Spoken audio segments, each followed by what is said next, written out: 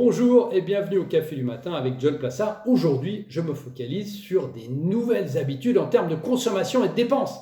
Les Américains, tout comme les Européens, s'habituent à une nouvelle normalité en termes d'habitudes de consommation et de dépenses après le coronavirus, et de nouvelles données nous montrent que les formes de commerce à faible contact sont en augmentation.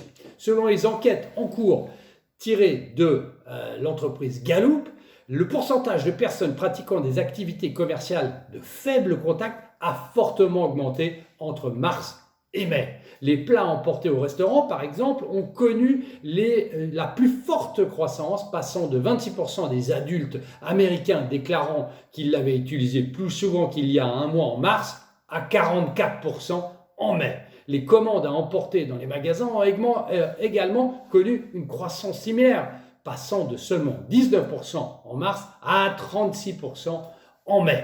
Dans ce mouvement croissant de commerce de proximité, ce sont les jeunes adultes à revenus élevés qui mènent la charge. Près de 50% des personnes interrogées entre 18 et 44 ans ont déclaré qu'elles prenaient plus souvent du take-out au restaurant en mai qu'en avril, contre 43% de la tranche 45-64 ans et 34% des 65 ans et plus. 51% des personnes ayant des revenus supérieurs à 90 000 $ par année ont utilisé plus souvent les plats emportés en mai, contre 39% des personnes ayant un revenu inférieur à 90 000 $ par année.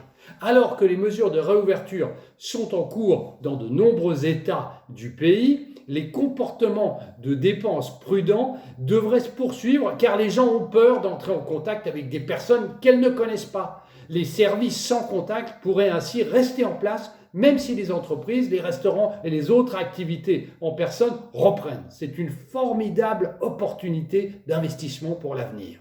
Merci beaucoup, passez une très bonne journée et surtout n'oubliez pas de lire mon morning.